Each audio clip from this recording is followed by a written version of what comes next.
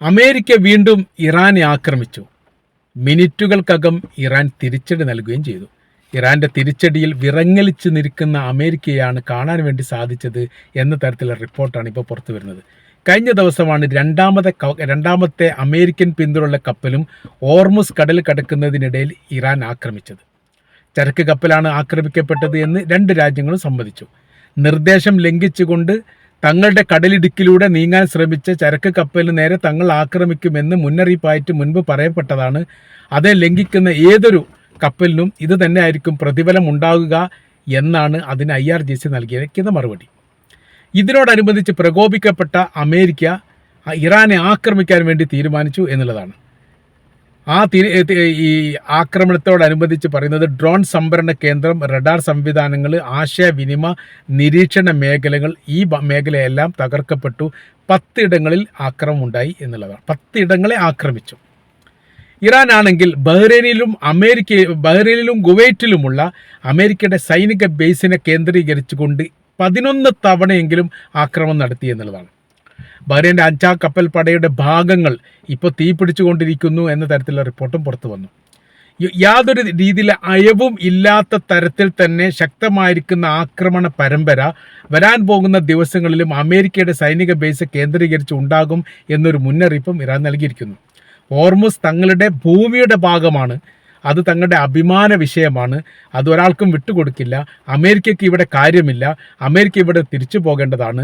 ഈ മേഖലയിൽ ഏത് തരത്തിലുള്ള കപ്പൽ കിടക്കുന്ന സമയത്ത് തങ്ങളുടെ അനുവാദമില്ലെങ്കിൽ തീർച്ചയായിട്ടും ആക്രമിക്കുകയും തകർക്കപ്പെടുകയും ചെയ്യും. അതിന് പ്രതിരോധം ഉണ്ടാക്കുന്ന അമേരിക്ക ഏത് മേഖലയിൽ നിന്നാണോ ആക്രമിക്കുന്നത് ആ മേഖല കേന്ദ്രീകരിച്ചുകൊണ്ട് അവിടേക്കും നാശങ്ങൾ വിതക്കും. ഈ വിഷയമാണ് ഇപ്പോൾ IRGC പ്രാധാന്യത്തോടു കൂടി തന്നെ പറഞ്ഞത്. തങ്ങളെ സംബന്ധിച്ചിടത്തോളം ഇതൊന്നും ഒരു വിഷയമുള്ള കാര്യമല്ല. കാര്യം അമേരിക്ക ആക്രമിക്കും എന്നുള്ള കാര്യം തങ്ങൾക്ക് അറിയാവുന്നതാണ്. അമേരിക്കക്കെതിരെ ബദൽ സംവിധാനം ഉണ്ടാക്കുക എന്നതാണ് തങ്ങളുടെ ലക്ഷ്യം. തങ്ങളത് ഓരോരോ ഘട്ടമായ രീതിയിൽ അത് പൂർത്തീകരിച്ച് വരികയും ചെയ്യുന്നു. ലെബനാനുമായിട്ട് ബന്ധപ്പെട്ട വിഷയത്തിൽ ഈ ഇസ്രായേൽ എന്ന് പറയുന്ന രാജ്യം കരാർ വിരുദ്ധ പ്രവർത്തനം ചെയ്ത സമയത്ത് എന്തുകൊണ്ടാണ് കരാർ വിരുദ്ധ പ്രവർത്തനം ചെയ്തു എന്ന് അമേരിക്ക ചോദിക്കുക പോലും ചെയ്തില്ല. ഇരട്ടത്താപ്പുകളൊന്നും അംഗീകരിക്കില്ല. ആ കാലമൊക്കെ കഴിഞ്ഞുപോയി. ഇറാനെ സംബന്ധിച്ചിടത്തോളം യുദ്ധത്തിന് ഞങ്ങൾക്ക് വിഷയമൊന്നുമില്ല, യുദ്ധത്തിൽ തങ്ങൾ തയ്യാറാണ്. അപ്പോൾ ലെബനാൻ വിഷയം വരുന്ന സമയത്ത് കരാർ വ്യവസ്ഥ ലംഘിച്ചുകൊണ്ട് ഇസ്രായേൽ ആക്രമിക്കുമ്പോൾ അതിനെ ന്യായീകരിക്കുകയും കരാറിൻ്റെ ഭാഗമാണ് ഹോർമുസ് കടലിലൂടെ കപ്പൽ കടന്നു പോകേണ്ടത് എന്ന് പറഞ്ഞിട്ട് നിയമവിരുദ്ധ പ്രവൃത്തിയിലൂടെ കപ്പലിന് പുതിയ പാത സൃഷ്ടിച്ചുകൊണ്ട് തങ്ങളുടെ സാമ്പത്തിക സ്ഥിതികളും തങ്ങളുടെ സൈനികപരമായിരിക്കുന്ന ബലത്തിന് ക്ഷയം വരാൻ വേണ്ടിയിട്ടുള്ള പ്രവർത്തനം അമേരിക്ക നടത്തുമ്പോൾ അത് കരാർ ലംഘനം എന്ന് പറഞ്ഞ് തങ്ങൾ ആക്രമിക്കുകയും ചെയ്യുക. ഈ രണ്ടും കൂടി അനുവദിക്കുകയില്ല എന്നുള്ളതാണ്. അപ്പോൾ ഈ വിഷയത്തിൽ അറേബ്യൻ രാജ്യങ്ങളെ സംബന്ധിച്ചിടത്തോളം വലിയ രീതിയിൽ ആശങ്ക അവർ പ്രകടിപ്പിച്ചു. അത് ഇറാനെയും അമേരിക്കയും അറിയിച്ചിട്ടുണ്ട്. രണ്ടു കൂട്ടരും വാശിയിൽ നിന്ന് മാറി നിൽക്കണമെന്നും സമാധാന പ്രക്രിയയോടൊപ്പം ചേർന്ന് നിൽക്കണം. ലോകാടിസ്ഥാനത്തിൽ വലിയ രീതിയിലുള്ള പ്രയാസം ബുദ്ധിമുട്ടും ലോകം അനുഭവിക്കുന്നുണ്ട്. അത് ഈ ഒരു കാരണത്താൽ ഉണ്ടായതാണ്. ഈ ഹോർമുസുമായിട്ട് ബന്ധപ്പെട്ട വിഷയത്തിൽ മിതത്വം പാലിക്കണം എന്നുള്ള നിർദ്ദേശം അമേരിക്ക നൽകിയിരിക്കുന്നു. ഇപ്പോൾ ബഹ്റൈൻ അടക്കമുള്ള രാജ്യങ്ങൾ പറയുന്നത് അവരുടെ കാരണത്താൽ, അത് അമേരിക്കയുടെ കാരണത്താൽ തങ്ങളുടെ രാജ്യത്തിൻ്റെ അകത്തുള്ള സമാധാന അന്തരീക്ഷം പോലും തകർന്നിരിക്കുന്നു. ഈ ഒരു സാഹചര്യം ഇതിനു മുൻപ് ഉണ്ടാവാത്തതാണ്. അപ്പോൾ അതുകൊണ്ട് തന്നെ ഈ തങ്ങളുടെ രാജ്യത്തിന് നേരെ ആക്രമണം വരാതിരിക്കാൻ തങ്ങളുടെ രാജ്യത്തിൽ നിന്ന് ഇറാൻ ആക്രമിക്കുന്ന പ്രവർത്തനങ്ങൾ അവസാനിപ്പിക്കണമെന്ന് ബഹ്റൈൻ പറഞ്ഞു. അത് തന്നെ കുവൈത്തും പറഞ്ഞു. ബഹ്റൈനെ സംബന്ധിച്ചിടത്തോളം ഈ മേഖലയിൽ ഏറ്റവും വലിയ സൈനിക ബേസ് അമേരിക്കയ്ക്കുള്ളത് അവിടെയാണ്. 5ാം കപ്പൽപ്പടയുള്ളത് അവിടെയാണ്. അവിടെ ഇഷ്ടംപോലെ സൈനിക സംവിധാനങ്ങളുണ്ട്. 10,000-ഓളം എന്ന് പറയുന്നു, ചില റിപ്പോർട്ടിനകത്ത് 12,000-ഓളം എന്ന് പറയുന്നു. അത്രയും സൈനിക സംവിധാനങ്ങളും സന്നാഹങ്ങളുമുള്ള വലിയൊരു രാജ്യത്തിൻ്റെ പേരാണ്, വലിയൊരു പ്രദേശത്തിൻ്റെ പേരാണ് ബഹ്റൈൻ എന്ന് പറയുന്നത്. അപ്പോൾ അവരെ സംബന്ധിച്ചിടത്തോളം അവിടെ നിന്ന് പല മേഖലയും അവർ നിയന്ത്രിക്കുന്നുണ്ട് എന്നതിനാൽ തന്നെ ഈ ഒരു മേഖല വളരെ പ്രാധാന്യമാണ് അമേരിക്കയെ സംബന്ധിച്ചിടത്തോളം. അതുകൊണ്ട് തന്നെ ഇവിടെ സുരക്ഷിതത്വം, ലോകത്തെ ഏറ്റവും വലിയ സുരക്ഷിതമുള്ള മേഖലയിൽ ഒന്ന് ബഹ്റൈൻ്റെ 5ാം കപ്പൽപ്പടയായിട്ട് ബന്ധപ്പെട്ട് നിൽക്കുന്ന പ്രദേശമാണെന്നുള്ളത് കൃത്യമാണ്. എന്നാൽ ഇവിടുത്തെ സ്ഥിതി എന്ന് പറയുന്നത് ഈ മേഖല ആക്രമിക്കുന്നത് അമേരിക്കയുടെ ചരിത്രത്തിൽ ആദ്യമായിട്ടാണ്.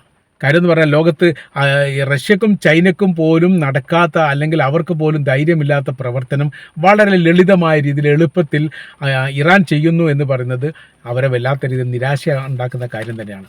അപ്പോൾ ഇപ്പോൾ അവിടെ നിൽക്കുന്ന നിലവിലെ സാഹചര്യം എന്ന് പറയുന്നത് അടിക്ക് തിരിച്ചടി എന്ന തരത്തിൽ തന്നെയാണ്. ഇറാൻ്റെ ആക്രമണങ്ങൾ അവസാനിച്ചിട്ടില്ലെന്നും അതിപ്പോൾ തുടരുന്നുണ്ട് എന്നും കുവൈറ്റിൻ്റെ മേഖലയിൽ നിന്ന് റിപ്പോർട്ട് ചെയ്യുന്നു. ഇപ്പോൾ ഏറെക്കുറെ UAEയും ഖത്തറിനെയും ഒഴിവാക്കിക്കൊണ്ട് ഈ മേഖലയിൽ നിന്നാണ് ആക്രമണം നടത്തിയത്. അത് UAEയും ഖത്തറിനെ ഒഴിവാക്കാൻ രണ്ട് കാരണങ്ങളും അതിനോടനുബന്ധിച്ച് പറയുന്നുണ്ട്. ഒന്ന്, കർക്കശമായ രീതിയിൽ തന്നെ UAE അമേരിക്കയോട് പറഞ്ഞിട്ടുണ്ട് തങ്ങളുടെ ഭൂമിയിൽ നിന്ന് ഇറാൻ ആക്രമിക്കരുത് എന്നുള്ളത്. അതേ നിലപാട് തന്നെ ഖത്തറും പറഞ്ഞിട്ടുണ്ട്, നിങ്ങളുടെ സൈനിക ബേസ് ഇവിടെ നിന്ന് ഒഴിവാക്കാൻ വേണ്ടി തങ്ങൾ പറയുന്നിടത്തേക്ക് കാര്യങ്ങൾ എത്തിക്കരുത് എന്ന് ഖത്തർ പറഞ്ഞതായിരിക്കുന്ന റിപ്പോർട്ടും പുറത്തു വന്നു. ഇതാണ് ഒരു കാര്യം. രണ്ടാമത്തത് എന്ന് പറഞ്ഞാൽ തങ്ങളുടെ രാജ്യത്തെ ആക്രമിക്കാതിരിക്കാൻ വൻ രീതിയിലുള്ള സാമ്പത്തിക പാക്കേജ് ഇറാന് വേണ്ടിയിട്ട് UAEയും ഖത്തറും പ്രഖ്യാപിച്ചിട്ടുണ്ട്. അതിൻ്റെ 1 or 2 ഘട്ടം പണം നൽകിയിട്ടുണ്ട് എന്ന് പറയുന്നു. അപ്പോൾ യുദ്ധം തുടർന്ന് കൊണ്ടുപോകുന്നത് എത്രത്തോളം ഗുണമുണ്ടോ, ഏതെങ്കിലും രാജ്യത്തിന് ഗുണമുണ്ടോ എന്ന് ചോദിച്ചാൽ തീർച്ചയായിട്ടും ഗുണമുണ്ട്. അത് ഇറാന് ഗുണമുണ്ട് എന്ന് ഉറപ്പായിട്ടും പറയാൻ പറ്റും. കാര്യം ഇപ്പോൾ $2 മില്യൺ എന്ന തരത്തിലൊക്കെയാണ് ഇവിടുന്ന് കപ്പൽ കടക്കുന്ന സമയത്ത് അവർ വാങ്ങുന്നത്. കൃത്യമായിരിക്കുന്നൊരു സംഖ്യയൊന്നുമില്ല, സംഖ്യ കൂട്ടുകയും കുറയ്ക്കുകയൊക്കെ ചെയ്യുന്നുണ്ട്. പലതരത്തിൽ പല സംഖ്യകളൊക്കെ പറയുന്നുണ്ട്.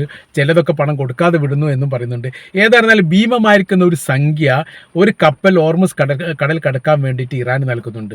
കഴിഞ്ഞ പ്രാവശ്യം ഈ പ്രശ്നം ഉണ്ടായ അമേരിക്കയും ഇറാനും തമ്മിൽ ഏറെക്കുറെ ഈ കരാർ ധാരണ ഉണ്ടായതിൻ്റെ അതിനുശേഷം 100-ലധികം കപ്പൽ ഈ മേഖല കടന്ന് ഈ ഹോർമുസ് കടൽ കടക്കാൻ വേണ്ടിയിട്ട് ഇറാൻ അനുമതി നൽകിയിട്ടുണ്ട്. അപ്പോൾ ഒരു കപ്പലിന് വാങ്ങുന്ന പണത്തിന് 100 പെരുക്കി നോക്കുന്ന സമയത്ത് ഭീമമായിരിക്കുന്ന ഒരു സംഖ്യയാണ്. കടബാധ്യതയും ഈ കറൻസിയുടെ മൂല്യ ഇടിച്ചിലും തൊഴിലില്ലായ്മയുമായിട്ട് ബന്ധപ്പെട്ട വലിയ പ്രശ്നങ്ങൾ എല്ലാ കാലത്തും അഭിമുഖീകരിക്കുന്ന ഒരു രാജ്യത്തിൻ്റെ പേരാണ് ഇറാൻ. ഇറാനിൽ ഈ അടുത്താണ് ആഭ്യന്തര കലാപങ്ങളും വിഷയങ്ങളൊക്കെ അടിച്ചൊതുക്കാൻ വേണ്ടി സാധിച്ചത്. ആ സമയത്തൊക്കെ തൊഴിലില്ലാത്ത ചെറുപ്പക്കാരായ രംഗത്തിറങ്ങിയത് വിദ്യാർത്ഥികളും യുവാക്കന്മാരും ജനങ്ങളും സ്ത്രീകളും അടക്കം രംഗത്തിറങ്ങിക്കൊണ്ട് രാജ്യത്തിൻ്റെ കറൻസിയുടെ മൂല്യം ഇടിയുന്നത്, തൊഴിലില്ലാത്ത പ്രശ്നങ്ങൾ, ഈ സാമ്പത്തിക ഞെരുക്കങ്ങൾ, അങ്ങനെ തുടങ്ങിയിരിക്കുന്ന ഒരുപാട് എല്ലാം എക്കണോമിക്കലുമായിട്ട് ബന്ധപ്പെട്ട വിഷയമാണ് കൂടുതലും വന്നത്. അപ്പോൾ അവിടെ ഒന്നും അതിജീവിക്കാൻ വേണ്ടി ഇറാന് സാധിക്കാത്ത, അവരുടെ കയ്യിൽ എണ്ണ ഇല്ലാത്തത് കൊണ്ടോ ആ എണ്ണ നിർമ്മിക്കാൻ സാധിക്കാത്തത് കൊണ്ടോ ഒന്നുമല്ല, വിൽപ്പന നടത്താൻ വേണ്ടി സാധിക്കുന്നില്ല എന്നാണ്. എന്തുകൊണ്ട്? അവിടെ ഉപരോധം നടത്തുന്നു. അപ്പോൾ ഈ ഉപരോധമായിട്ട് ബന്ധപ്പെട്ട വിഷയം വല്ലാത്ത രീതിയിൽ പ്രയാസം ഇറാൻ അനുഭവിക്കുന്നുണ്ട് എന്നുള്ളത് യാഥാർത്ഥ്യമാണ്. ഇപ്പോഴത്തെ നിലവിലെ സാഹചര്യം നോക്കുന്ന സമയത്ത് ഇപ്പോൾ 2 രാജ്യങ്ങൾ പണം കൊടുത്തുകൊണ്ട് യുദ്ധവിരാമത്തിന് വേണ്ടിയിട്ട് കൈക്കൂലി കൊടുത്തു എന്നൊക്കെ പറയാം, ആ രീതിയിലേക്ക് മാറ്റി. അപ്പോൾ അത് വലിയൊരു ആശ്വാസം ആർക്കുണ്ടായി, ഇറാനുണ്ടായി. ഓരോ ദിവസം ഹോർമുസ് കടലിൽ കടന്നു പോകുന്ന കപ്പലിൽ നിന്ന് ചുങ്കം വാങ്ങുന്ന പണം വേറെ ഉണ്ടായി. അങ്ങനെ പലതരത്തിലും എന്തുണ്ടാവുന്നുണ്ട്, ഇറാന് പണം ലഭിക്കുന്നുണ്ട്. സാമ്പത്തികപരമായി വലിയ ഉയർച്ച ഉണ്ടാവാൻ ഇത് വല്ലാത്ത രീതിയിൽ ഉപകരിക്കുകയും ചെയ്യുന്നു. അതോടൊപ്പം തന്നെ ഈ കരാർ വ്യവസ്ഥയുടെ ഭാഗമായിട്ട് പറയപ്പെട്ട മറ്റൊരു കാര്യം, ഈ മേഖലയിൽ നിന്ന്, അതായത് ഇറാൻ്റെ പെട്രോളും വിൽപ്പന നടത്തുകൊണ്ട് പ്രശ്നമില്ല എന്നും പറഞ്ഞു. അപ്പോൾ ഇറാനിയൻ പെട്രോള് അവരുടെ ഹോർമുസ് കടൽ കടന്നുകൊണ്ട് യൂറോപ്യൻ രാജ്യങ്ങളിലേക്കോ ഏഷ്യങ്ങളിലേക്കോ അമേരിക്കൻ ഐക്യനാടുകളിലേക്കോ എങ്ങോട്ട് പോകുന്നതിന് ആദ്യ ഘട്ടത്തിലുണ്ടായിരുന്ന ഉപരോധം നീക്കം ചെയ്തു. ഇതുകൊണ്ട് ഓരോരോ മിനിറ്റിൽ എന്ന തരത്തിലാണ് കപ്പലിലൂടെ ഈ പെട്രോളിയം കൊടുത്തുകൊണ്ടേയിരിക്കുന്നത് ഇറാൻ. കാര്യം എന്ന് പറഞ്ഞാൽ ഇത് എപ്പോഴും സ്റ്റോപ്പ് ആവും എന്നുള്ള അവർക്കറിയാം, എപ്പോഴും യുദ്ധം തുടരാം എന്നുള്ള അവർക്കറിയാം. അമേരിക്ക ഏത് സമയത്ത് ഉപരോധം വീണ്ടും ഉണ്ടാക്കും എന്നുള്ള അറിയാം. അപ്പോൾ കിട്ടുന്ന അവസരം വേണ്ട രീതിയിൽ അവർ ഉപയോഗപ്പെടുത്തുന്നുണ്ട് എന്നുള്ളതാണ്. അപ്പോൾ ഈ തരത്തിലും വലിയ രീതിയിൽ പണം ഉണ്ടാക്കാൻ വേണ്ടി സാധിച്ചു.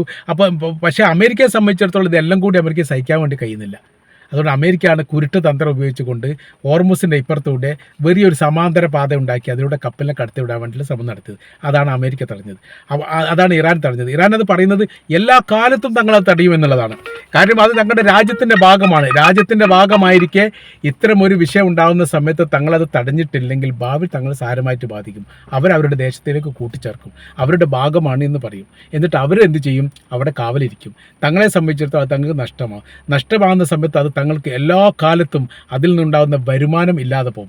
ഇത് വലിയ ഒരു അണുബോംബിനേക്കാളും വലിയ ശക്തമായിരിക്കുന്ന ഒരു യുദ്ധ സംവിധാനമാണ് എന്നുള്ളത് ഇറാൻ തിരിച്ചറിഞ്ഞു എന്നുള്ളതാണ് ഏറ്റവും വലിയ വിഷയം. ഇത് ഇത്രയും കാലം അതൊന്നും വിഷയമില്ലായിരുന്നു. കാര്യം അതിന് ആരും ആ ചുങ്കം വാങ്ങാറില്ല.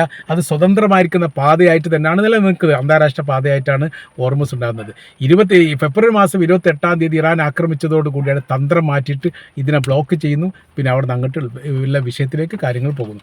ഏതായിരുന്നാലും ഇപ്പോൾ നമ്മൾ മനസ്സിലാക്കിയെടുത്തോളം നിരന്തരം എന്ന തരത്തിൽ ബഹ്റൈനെയും കുവൈത്തിനെയും അമേരിക്ക ആക്രമിച്ചിട്ട് തിരിച്ചടിയായിട്ട് അമേരിക്കയുടെ ഈ സൈനിക മേഖല കേന്ദ്രീകരിച്ചു, അത് യുദ്ധ സൈനിക മേഖല കേന്ദ്രീകരിച്ചുകൊണ്ടും അവരുടെ നേവൽ ബേസ് കേന്ദ്രീകരിച്ചുകൊണ്ടും അമേരിക്കയുടെ സൈനികർ താമസിക്കുന്ന ഇടം കേന്ദ്രീകരിച്ചുകൊണ്ടും ആക്രമണം നടത്തുന്നു. വലിയ രീതിയിലുള്ള മരണങ്ങൾ ഉണ്ടായിട്ടുണ്ട് എന്ന് പറയുന്നു. പ്രാദേശിക റിപ്പോർട്ട് കാണാൻ വേണ്ടി സാധിക്കുന്നു. സ്ഥിരീകരിക്കപ്പെട്ടിട്ടില്ല. പരിക്കേറ്റത് പോലും സാധാരണഗതിയിൽ അമേരിക്ക മിസൈൽ സ്ഥിരീകരിക്കാറില്ല എന്നുള്ള കാര്യം നമുക്കറിയാവുന്നതാണ്.